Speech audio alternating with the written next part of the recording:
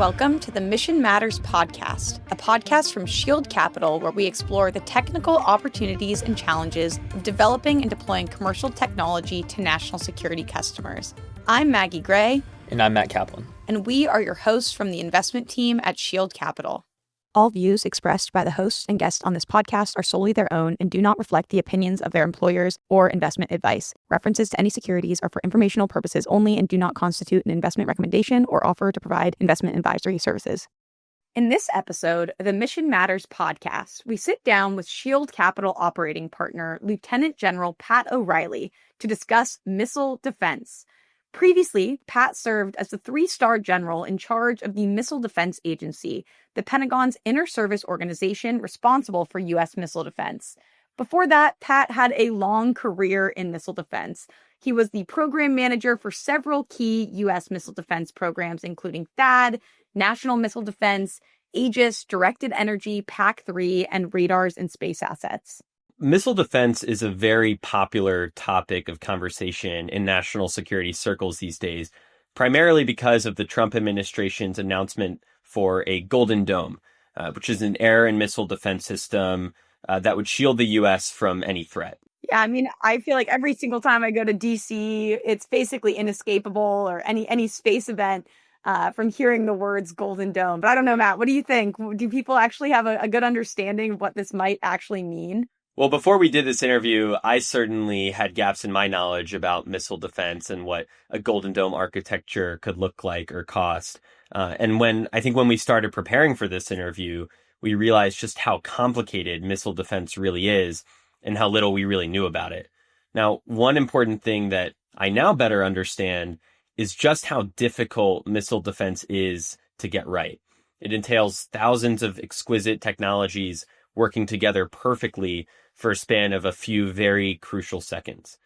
And our missile defense posture today has roots not only in those technical challenges and what's technically possible, it's also been shaped by wider national security policies dating back to the Cold War.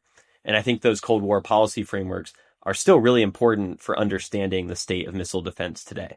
Yeah, I will say Matt and I are both giant history nerds, so I always love to be able to dig back into the Cold War history to understand why our systems are the way they are today. I'll start by saying, today the U.S. really does not have a fully comprehensive air and missile defense system. The major policy framework that's guided U.S. missile defense capabilities was the Anti-Ballistic Missile, or ABM Treaty, which was signed by the United States and the Soviet Union back in 1972. The ABM Treaty restricted both countries from actually deploying anti-ballistic missile systems with the goal of preventing further acceleration of the nuclear arms race. Wait, Maggie, can you explain that? Why would a treaty aimed at preventing an acceleration of the nuclear arms race focus on preventing countries from building up their defensive systems? Yeah, I think the idea here is that whenever one country built up defenses, another country would build up more missiles in order to actually counter those defenses. So it's sort of a arms control treaty in reverse, that by preventing you from building defenses, it actually disincentivizes me from building more arms in the first place. The idea that if neither country could defend against the other's stockpile, neither would need to develop dramatically more missiles. But the U.S. ultimately pulled out of that treaty in 2001 as other countries like Iran and North Korea started developing their own ICBMs and nuclear programs. And the United States wanted to make sure we could defend against those systems with our own anti-ballistic missile systems. So really today, the way to think about it is our system is designed to counter rogue threats. That is, a few missiles launched from Iran or North Korea or a non-state actor, or maybe even an accidental launch from a larger power like Russia or China. But our system is not designed to counter a full-scale attack from a major peer adversary. Instead, we really have to rely on our nuclear deterrent to protect against a full-scale nuclear war. So that takes us to Golden Dome today. A major part of Golden Dome, I think it's actually officially called Iron Dome for America, is to be able to defend against any threat, whether that is a nuclear launch from China or a small drone launched by a cartel across the border. And in order to actually build out a system that realizes those goals, it's going to require new capabilities and some capabilities that have never been deployed at scale before, like space-based interceptors. And we'll get into Golden Dome and space-based interceptors and some of these new capabilities. But first, in this episode, in order to understand what the future of missile defense might hold, we actually start with the fundamentals of missile defense. So first, we ask Pat about the types of missiles we defend against, different phases of a missile launch, including when a missile would be most vulnerable to being defended against and intercepted, and what missile defense systems we have to respond at each stage of a launch. We talk about the different types of defensive systems, including both kinetic and non-kinetic, so think interceptors versus directed energy. And we cover the core technologies that make missile defense possible along the entire kill chain, both how we characterize threats with sensors to algorithms for sensor fusion, choosing what we want to protect and prioritize with both human and automated decision making. Then we talk about why missile defense is so hard. We hinted at that earlier with all the technologies that have to work well together, and the idea of Golden Dome, including new capabilities like space-based interceptors. Now, we conclude by discussing what technologies are still needed to improve and modernize missile defense and where startups and other innovative solutions can help. And as we said before, throughout the conversation, we gained a much better appreciation for how complicated and difficult missile defense truly is to get right. We hope our viewers and our listeners do too. We're incredibly grateful to Pat, one of the world's leading experts in missile defense, for taking the time to explain to novices like us and our audience. Now, on to the show. Pat, thanks for being here. You had a storied career in missile defense.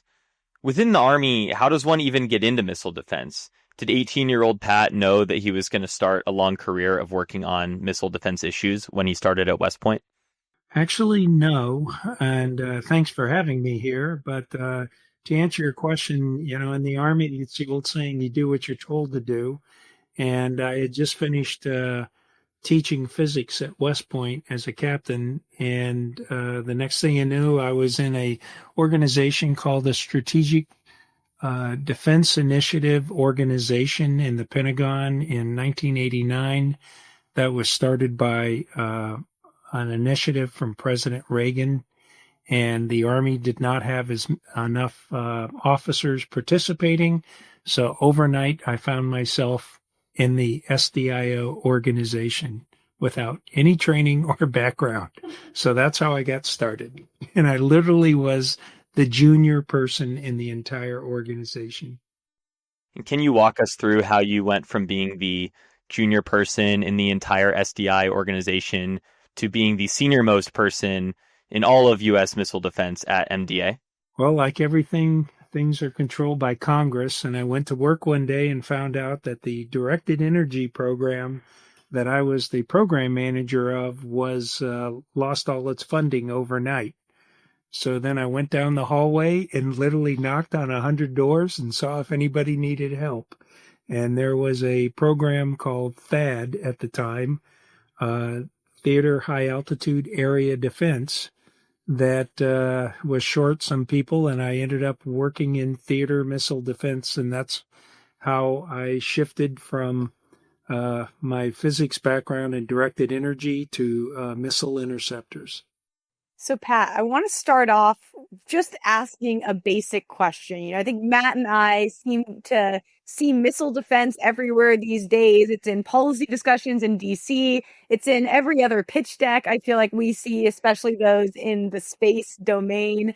But what are all the actual moving parts of missile defense? It's a really complicated system. Can you just break down what actually is missile defense? It actually is extremely complicated. There's thousands of technologies literally working together in real time for these systems to work. It can be greatly simplified, and I always recommend looking at it from three perspectives. One is the class of missile that you're trying to engage. The second is the kill chain or sequence of actions that are required to happen in order to destroy a missile. And then the third piece is the firing doctrine you use. So with those three in mind, you can set up a framework that makes it much easier to understand what does and does not work for missile defense.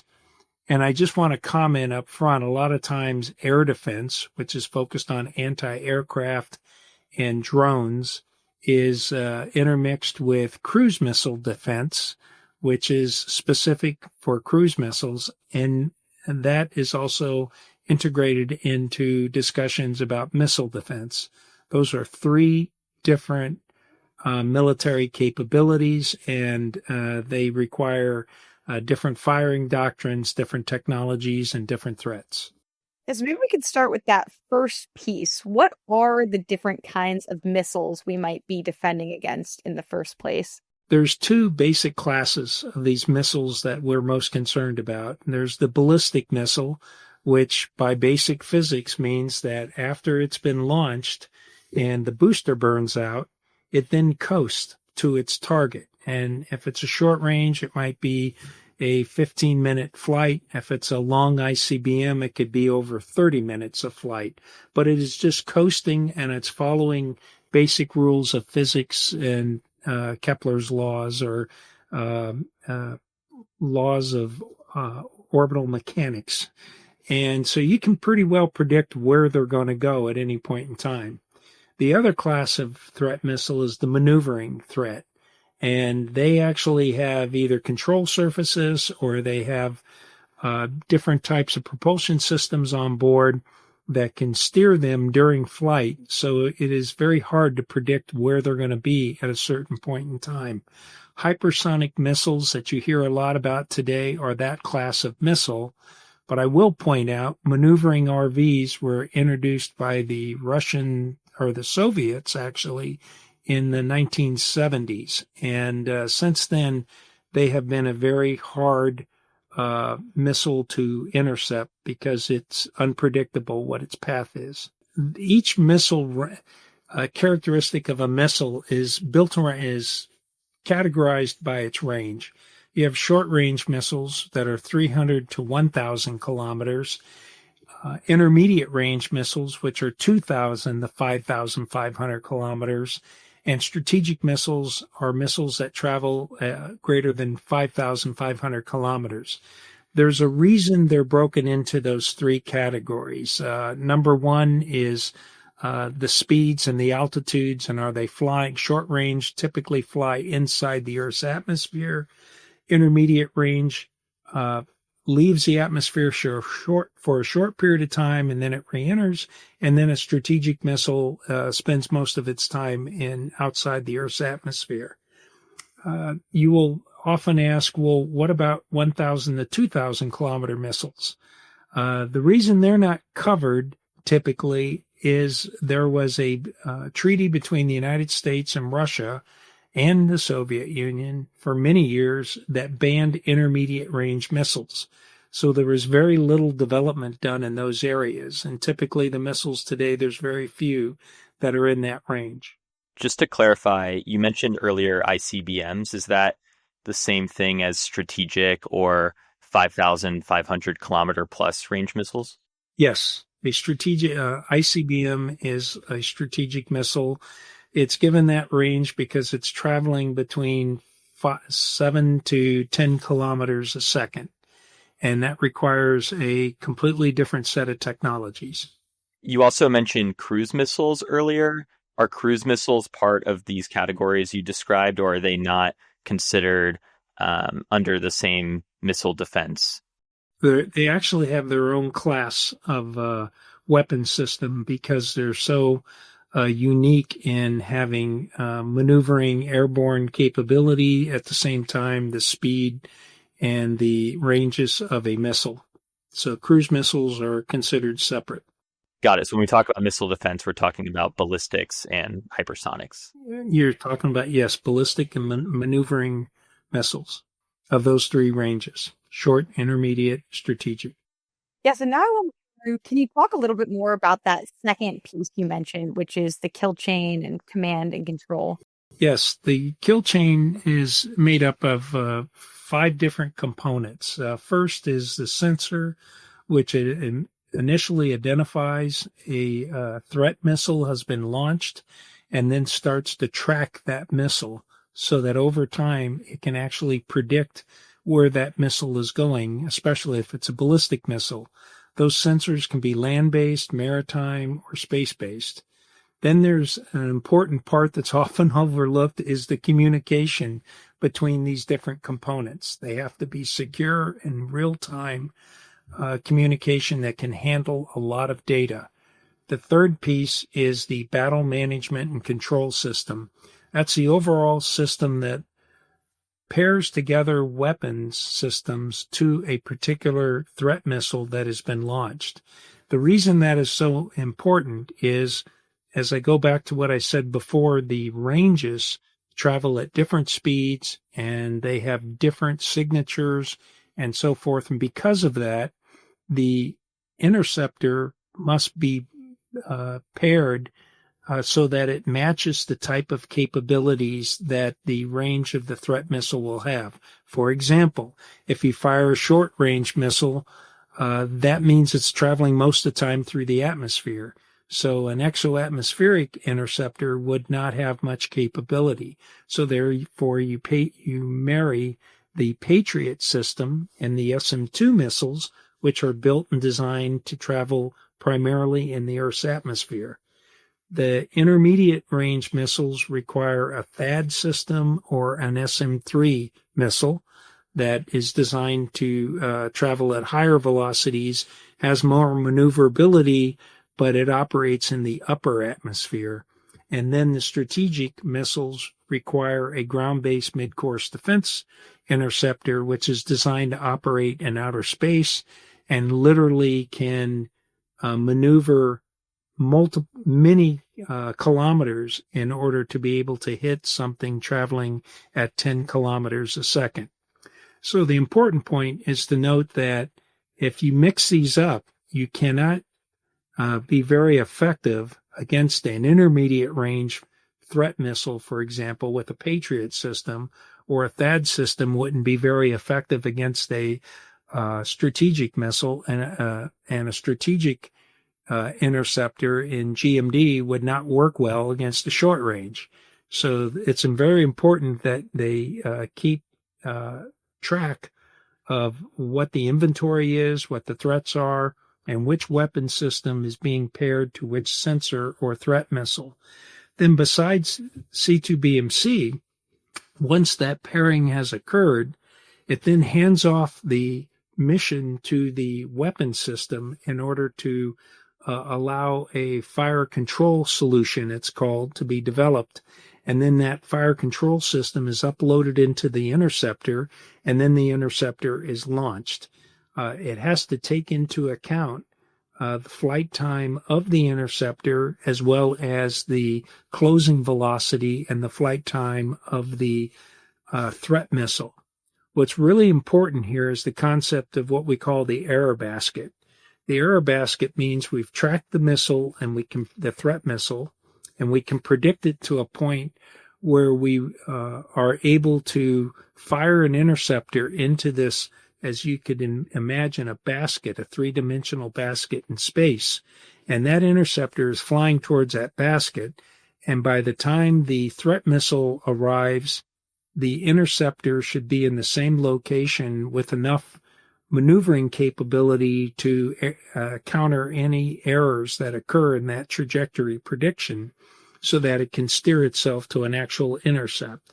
It's quite amazing because you're intercepting something with closing velocities typically above 5 kilometers a second, and the size of a threat missile, if you look at them in the press or on TV, you can see it's trying to hit something that's less than 3 feet across. And they're trying to hit it from often launch points that are 5,000-6,000 miles away. So this is a remarkable amount of technology that has to work in a precise way in order for that intercept to happen. And the final step of the kill chain is the kill assessment. It's extremely important to determine whether or not you hit the target or not, or do you have to fire another missile at it.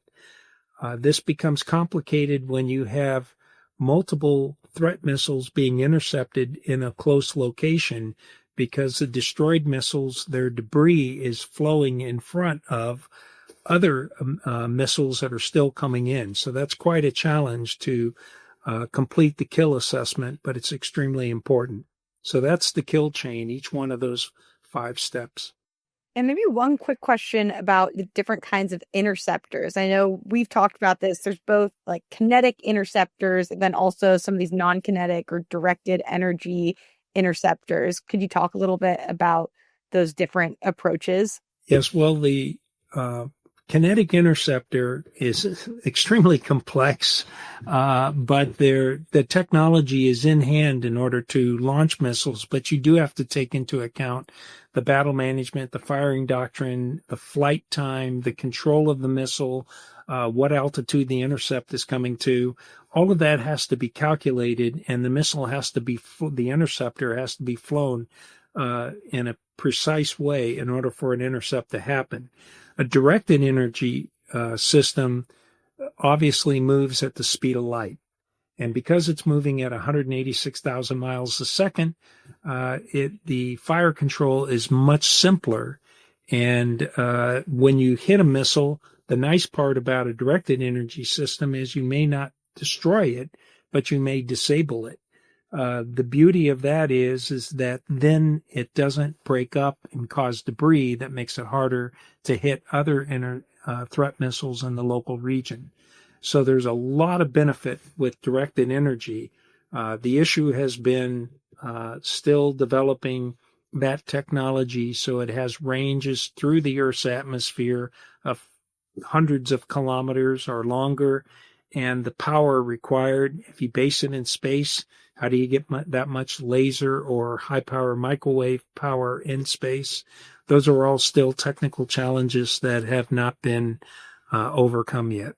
So today, are we mostly using kinetic interceptors then rather than directed energy solutions, or is it a mix? You mentioned the technology's not fully ready on the directed energy side. For missile defense, it's 99% kinetic interceptors. And just one follow-up on something you said. You mentioned that if you use a kinetic interceptor, intercepts a missile, it creates debris that makes it harder for future interceptors to intercept other missiles. Can you talk more about that? Why does it make it harder for other interceptors to work effectively? Because it's creating a shield of debris that if you're a radar, RF, that acts as what we call chaff, and it causes reflections back and makes it very difficult to see through that chaff to determine where the actual oncoming missiles are that haven't been intercepted yet. The one more clarifying question on the world of the kill chain. Could you tell us a little bit more about the different kinds of sensors that we use to actually track these threats? And how do we take the data from all these different sensors and actually make sense of it in the first place? That's one of the greatest challenges of missile defense, and it's been focused on for decades, is how to take not only different sensors, but each sensor has its own angle of looking at the threat target. Each sensor has a different spectrum it's usually looking at. Even the way the data is transmitted has different formats. Most of these sensors were either strategic or they're airborne or they're on ships. And they were all designed for different missions originally.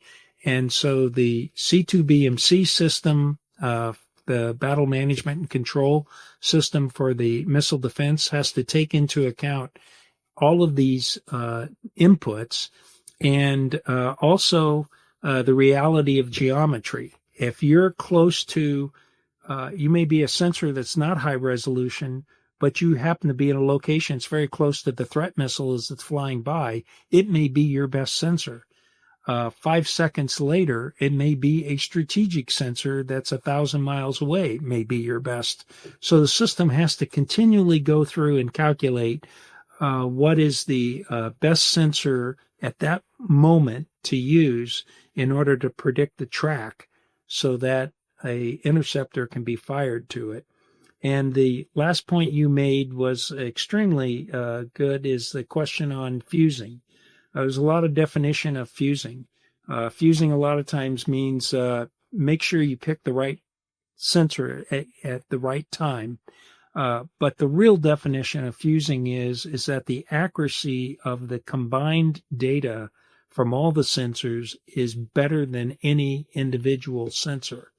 To achieve that is extremely difficult, and the promise of artificial intelligence and AI agents has made that more realistic, where we can come into these very precise calculations of where the missile will be in the future of its trajectory, its flight, just using sensors that have been used for years and improving on the speed of those calculations and the actual fused accuracy of the resulting trajectory.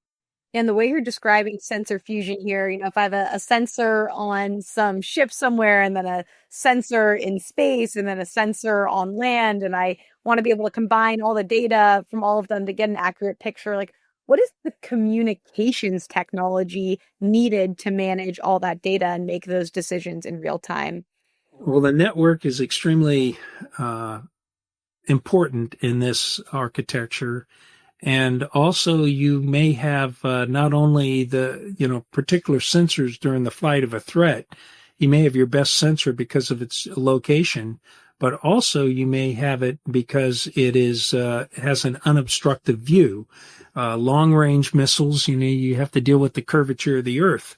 And so a space-based sensor may give its first warning, and the next best warning comes from a sensor that's at an allied location in another country.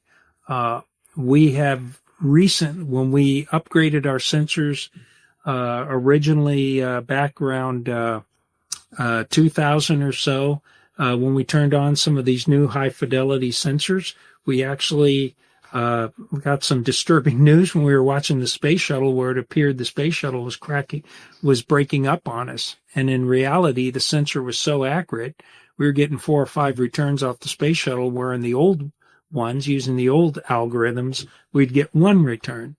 So we've had a lot of exciting moments during those period of time, but the accuracy of these sensors is getting so good. And like you said, they need to communicate with each other, but these networks are designed that if only part of the network is working, it can still operate, and it'll take its best guess at where the flight trajectory is on a threat missile. Yeah, so we've talked now about the sensor fusion piece, the communications between all the sensors, and you mentioned that AI and agentic systems might be able to better make sense of all those sensors in the future. But today, once you have all that sensing data in one place, once it's all been communicated with each other, how is the decision made about whether to engage a missile threat? Obviously you don't want to engage a threat that's not actually a threat, like in the space shuttle incident you just mentioned. So how is that decision made, and the decision about which specific interceptor or countermeasure to use against the threat? Well, there's first of all, there's pre-planning before there's a missile defense architecture is established. And the most important part is to determine what are you trying to protect. So you have locations on the ground that are marked off that are what we call the defended area.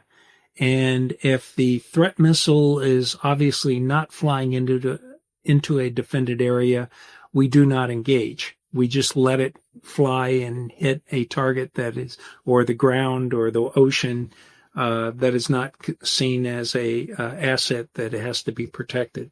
So that's the first thing.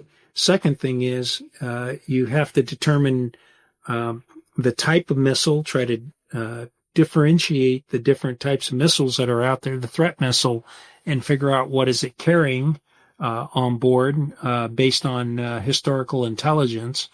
And the third piece is to, as I said before, you have to ensure that you have an interceptor that's capable of intercepting that missile. And when are you going to engage it in flight? So this is all pre-programmed into the missile defense architecture before, hopefully before an engagement even occurs. So we've now talked about the threat. We've talked about the kill chain. So the third piece that we need to understand missile defense is the doctrine. is the firing doctrine. And the first thing to look at a firing doctrine is the phases of flight of a threat missile. When a threat missile first takes off, it's in the boost phase. Obviously, its boosters are energetic at that point, and usually causes a big infrared signature. And normally, a space-based satellite will pick up that there's been this signature, thermal signature. It indicates a missile's been launched. After a few minutes, by observing the missile's trajectory, even in boost phase, you then determine whether or not it is going into an orbital trajectory, meaning it's probably a satellite, or if it's going into a ballistic trajectory, meaning that it's probably a threat missile. So that occurs in boost phase. One of the most important phases is right after boost. Right after boost phase, the threat reentry vehicle usually separates at that point, and you go into post-boost phase. That lasts a couple minutes. And at that point, it's the very beginning of its long coast towards its target. And that is a phase where you've had enough time to track the missile that it becomes predictable of where it's going to be for the next minute or so. And you actually have a chance possibly of hitting a missile during post-boost phase. It's also where it's so early in the flight, it's typically very difficult to deploy decoys or anything. So the missile is most vulnerable right after boost and that post-boost. Plus, it's extremely hot because it just flew through the Earth's atmosphere. So it's a very bright signature at that point. After it cools down and continues to coast, and sometimes the coast could be for 10 to 15 minutes, it goes into the mid-course phase. And that's where it's flying above the atmosphere.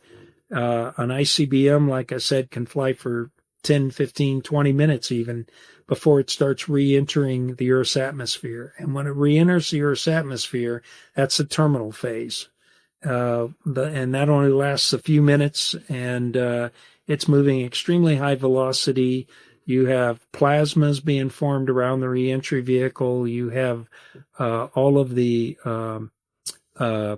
disruption. It's not a smooth flight. A lot of bumpy disruption occurring to that RV as it's coming through the Earth's atmosphere, which makes it harder to hit at that point. So mid-course, it's kind of a nice spot to hit it. It's kind of a stable target, or in post-boost. Boost and terminal are challenging. Yeah, maybe to start to match the systems you mentioned earlier with some of these phases, I assume that you wouldn't use the same interceptor at any phase of a ballistic missile's trajectory. So could you talk a bit about what kinds of interceptor options we have at each phase of a ballistic missile's trajectory? Well, it comes down a lot of times to geometry. If you happen to have a launcher, an interceptor launcher that's near the missile the threat missile that's being launched, you're able to launch it, and you have a good chance of hitting it during post-boost. But that means you have to have a launcher that's very close to where the threat missile is being launched from.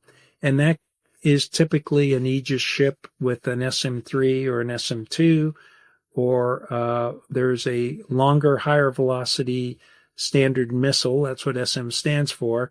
That we have co-developed with the Japanese, and that has the opportunity to hit missiles that are not strategic, but in the intermediate range and speeds and velocities. So that's one way, is to just be close to where the threat is. You can also do it with land-based systems, for example, in the Middle East, where they locate them.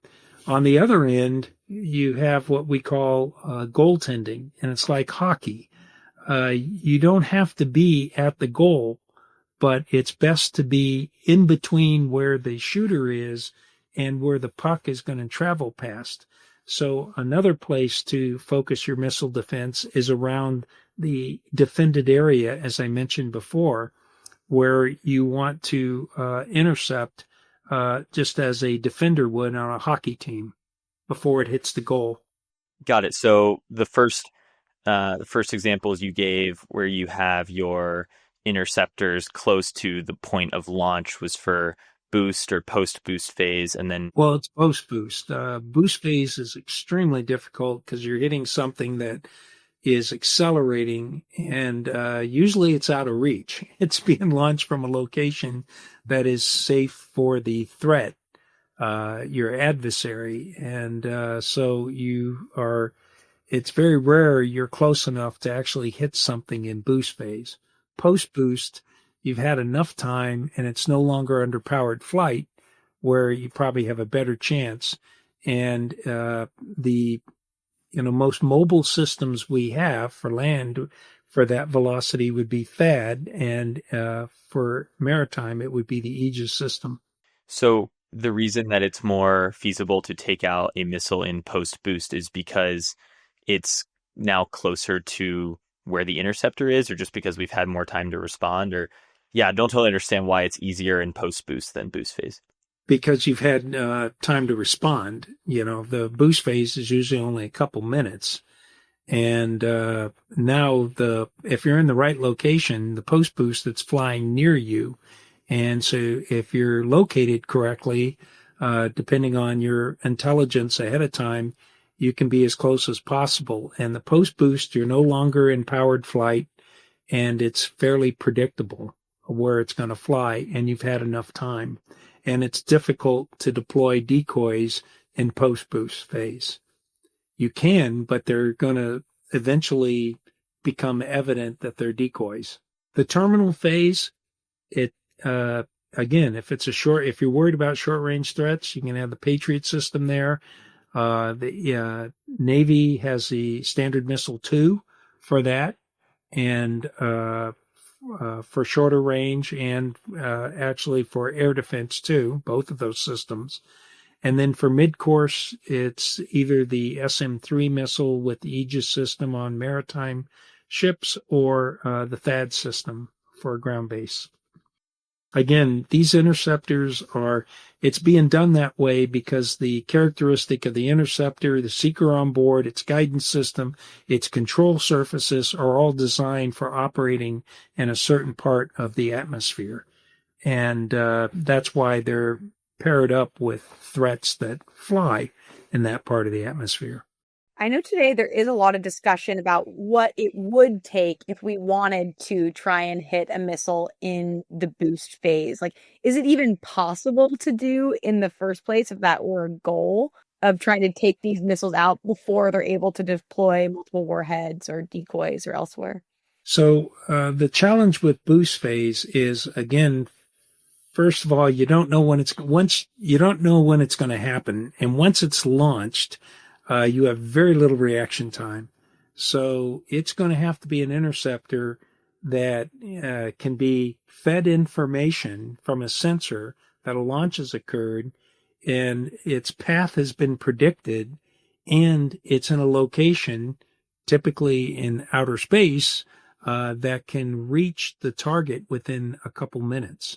So that's extremely fast, which means you have to have a very high proliferation of these boost phase interceptors on orbit so that they can actually literally reach their target within a very short period of flight time. If the threat missile's within that error basket and the interceptor is flying to that error basket, when it gets close to the error basket, the sensors turn on the interceptor itself, the kill vehicle, and the kill vehicle guides itself into the path of the oncoming missile.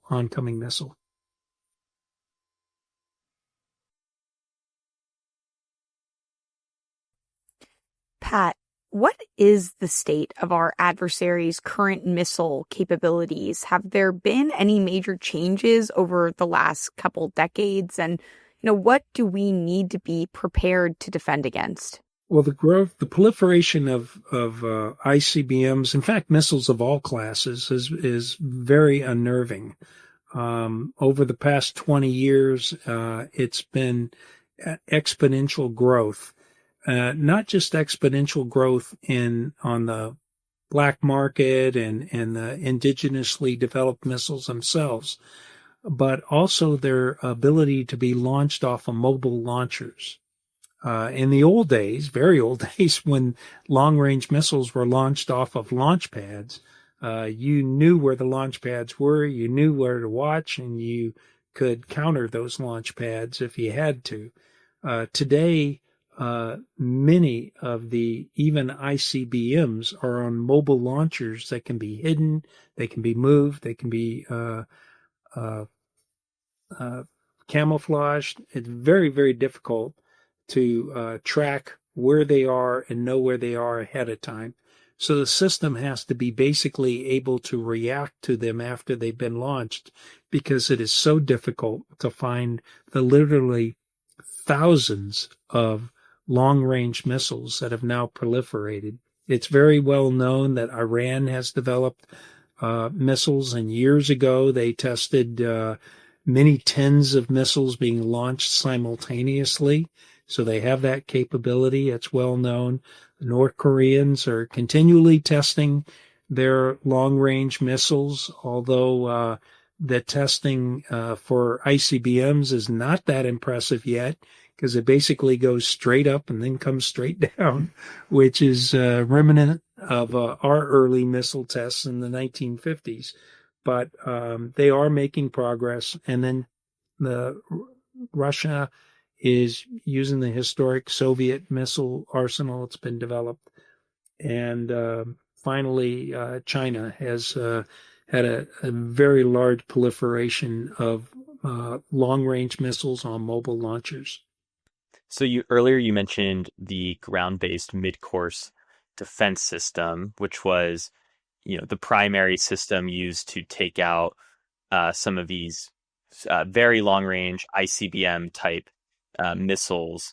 And I guess the question is that system, which you mentioned we have some in Alaska and some in California, are they meant to stop a, all-out high volume attack from a near peer adversary like China or Russia? Or you also mentioned some of the tests from Iran and North Korea, which presumably have significantly less developed ballistic missile capabilities. What kinds of threats are they able to take out in that regard versus not able to defend against? Well, in the case of strategic missiles, the U.S. ground-based mid-course defense system was set up by law. The 1999 Missile Defense Act stipulated it was designed to counter against threats from Iran or North Korea or an accidental launch from Russia or China. The location of the interceptors themselves, especially in Alaska, which has 40 interceptors up there in the open press, and Vandenberg has 4 more. Those are optimized for flights from Iran or North Korea towards the United States. Those locations are not optimized from a launch, obviously, just geometry from the southern directions, southern trajectories towards the United States. So there is a limit to how far a missile and how fast a missile can go. That's just basic physics and geometry that does limit the capability of those systems. I would also say that when you look at a missile to defend a city, that missile has to be extremely high, have an extremely high reliability. And that is very difficult to have a system that's made up of over 1,000 parts, which they are. All those components have to work perfect. So statistically, you're not going to achieve or can count on a 100% reliable missile. So what that means statistically is if you want to achieve 100% reliability or close to it, you need to fire more than one interceptor at each target that's coming in. So that's another consideration they have to have, which is part of the firing doctrine. So, for example, if North Korea could launch 10 ICBMs and there are 40 interceptors in Alaska. That's something like a 4-to-1 ratio of interceptors to missiles. But how much does the number of missiles launched matter relative to, say, the types of countermeasures that those missiles have in terms of the reliability of the interceptors for actually countering that threat? Well, the countermeasures are often described as balloons and other things, but in reality and actually using them, they're much more difficult to make them appear like an RV over a long period of time. You can fool them for a short period of time, but over a long 15-minute flight, it becomes extremely difficult. And so our systems are developed in order to differentiate between the different types of objects that are up there. So that's one thing. The other is, again, the reliability of these interceptors is taken into account to determine how many interceptors are fired. And part of the firing doctrine can be, if you have enough time, to be what we call shoot, look, shoot. You shoot at the missile, and then you can actually determine the kill assessment. Did you hit it? And if you didn't hit the missile or it wasn't successful, you have an opportunity to shoot again, the second shot. And so depending on the time of flight, the command and control system very quickly calculates what's the optimum firing solution. And you try to fire as few, obviously, interceptors as you need to in order to destroy a missile.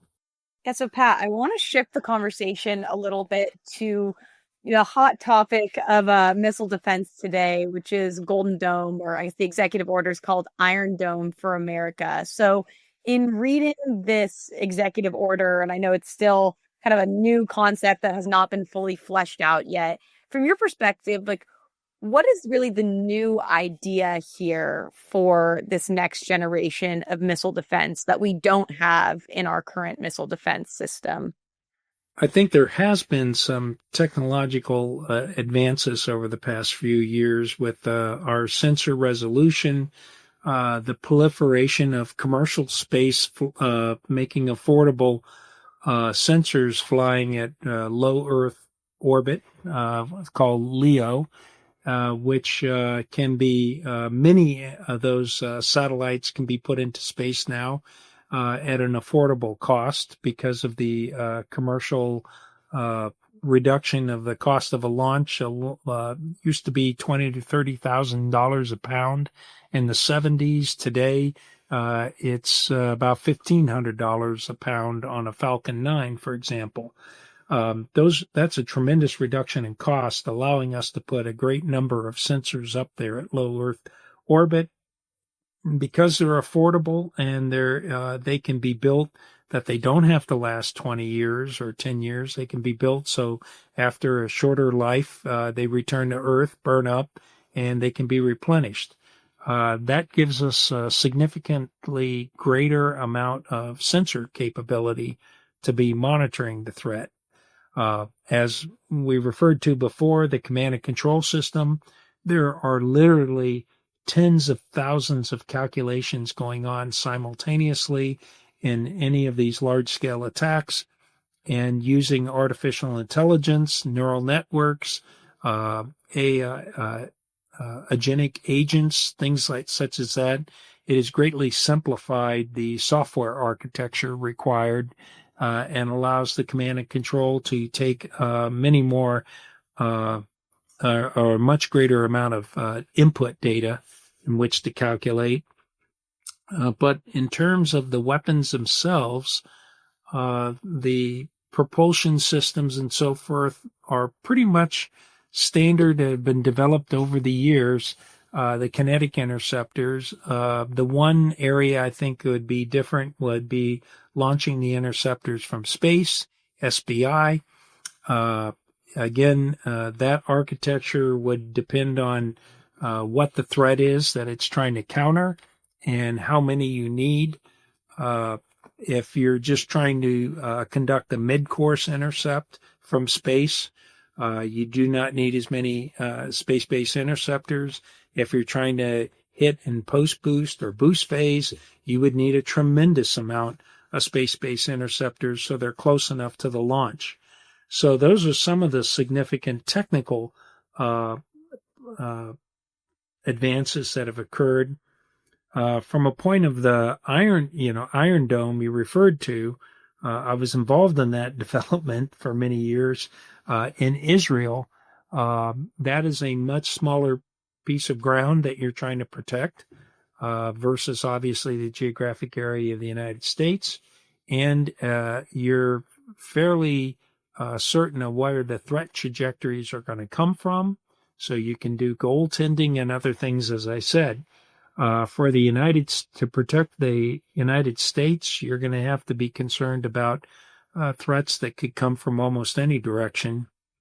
And again, if there are short-range threats being launched off of, let's say, barges or submarines or nefarious vehicles, you're going to need an awful lot of short-range missile defense systems.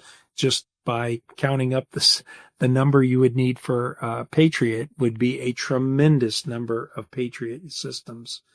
For strategic interceptors, you would need a much larger number of strategic interceptors and located in places other than Alaska or Vandenberg. So it's a much greater undertaking. When officials go about designing a new missile architecture, what are some of the trade-offs that we need to make? Well, first of all, it's driven by the threat, primarily, where they think the threat is. And second, it's driven by what you're trying to protect. And high-value targets that typically in the military are military bases or give us the capability to respond in order to deter a threat.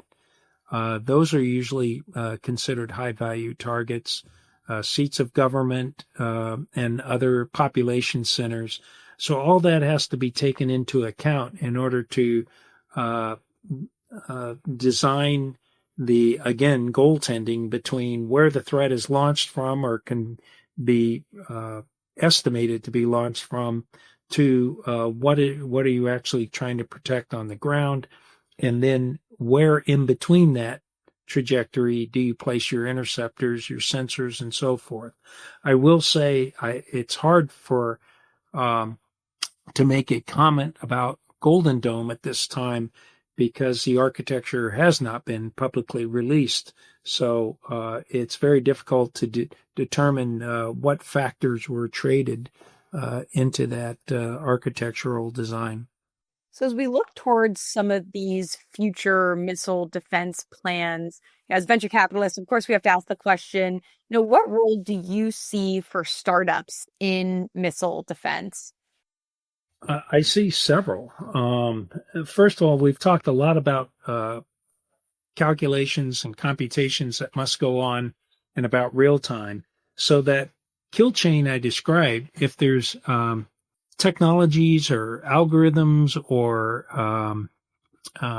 software modules, agentic agents, things that are set up that can calculate faster and get to a good enough answer, every millisecond matters. And so that is one area where you could be, there could be a significant improvement in the firing doctrine, even using today's interceptors, due to the speed that the kill chain can operate at.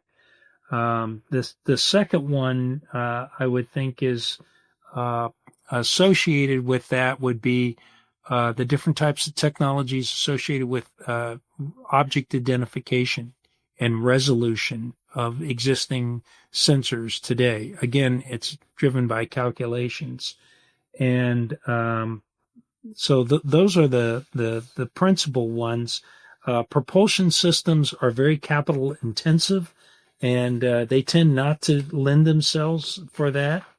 And you can do it, but it takes the safety factors are significant that you have to take into account, and that drives the cost and that drives the time that it takes to develop. And so those are normally done by larger corporations. Whether it's startups or existing contractors, where do you see the biggest need for investment to improve missile defense technology to have more reliable systems, systems that can counter a wider range of threats? You've mentioned many today that have room for improvement. So craftsmanship, quality control systems that are in a lot of the factories that are building the thousands of components that go into interceptors and the different parts of the missile defense system is key. And that's an area that if you're building a car in Detroit off an assembly line, the precision, the requirements for that quality control are tremendously less than trying to build what we would call a space-based or space-qualified component. And so technologies that can improve quality control, for example, may not sound like a flashy technology, but it is critical because the higher the reliability, the less number of interceptors you have to fire, and the greater probability of defeating a threat launch. So that's one example right there. We talked a bit earlier about Israel's Iron Dome, and obviously the executive order for Golden Dome is inspired directly by Israel's Iron Dome. What are the major differences between the interceptors needed for Israel's Iron Dome and the US's Golden Dome? Because of the size of Israel, most of the interceptors used in Iron Dome are short-range interceptors. So they're lower in cost. You can proliferate the number of them, and the sensors are within line of sight of the threat missiles typically. So you don't need a long-range communication chain. In the United States, it's obviously many times larger geographically, and the threats could come from a far greater number of trajectories, and the ranges can vary greatly, and the amount of time that you have to respond can be much less. But it also requires a mix of interceptor types. So the short range around the coastline, you'd have Patriot or an SM-2, and if large cities would require a THAAD or an SM-3 if it's near a coastline, and ICBMs obviously are the only things that can counter those type of threats. Going back to looking at the international stage here, we've talked a little bit about Israel's current missile defense capabilities, but what do our adversaries' missile defense capabilities look like? And are there lessons that the United States should be learning from how others have designed their own systems? Well, there's a lot of similarities with some of these systems to ours, which is quite interesting. I have literally shown Russians many years ago an intercept that they thought was done by the THAAD system, and it turned out it was a Chinese system. They were surprised by the advancement that the Chinese have had. So the basic technologies of command and control and sensors and propulsion systems has reached a point where kinetic interceptor missile defense systems are proliferated, but primarily with only our larger near-peer potential adversaries out there. They're less seen in smaller countries, but the real concern are non-nation state threat actors such as cartels and things because of the proliferation of threat missiles that are being sold on the black market. And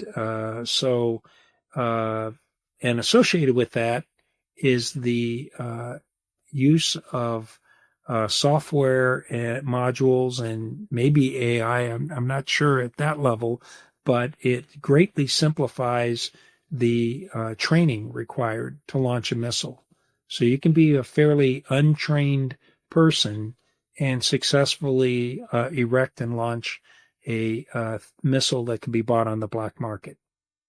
So that is a tremendous concern because now you're not dealing with a nation.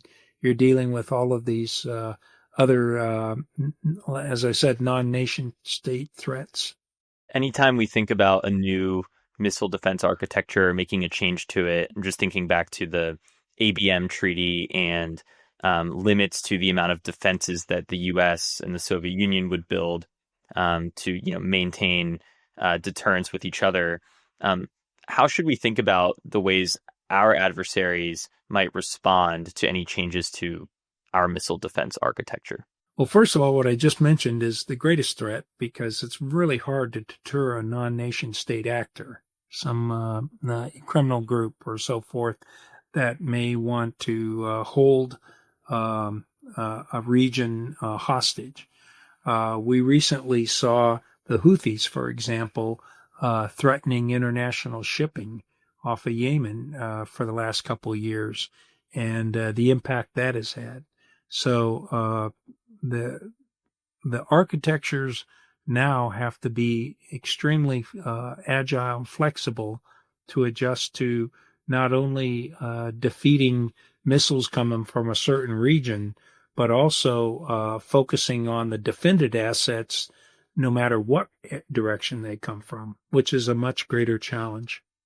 Great. Well, Pat, thank you so much for being here. We really appreciate it. My pleasure. Thanks so much, Pat. My pleasure. Thank you. Hey, everyone. Thanks for listening to the Mission Matters podcast from Shield Capital. Tune in again next month for another conversation with founders building for a mission that matters. And if you yourself are looking to build in the national security space, please reach out to us.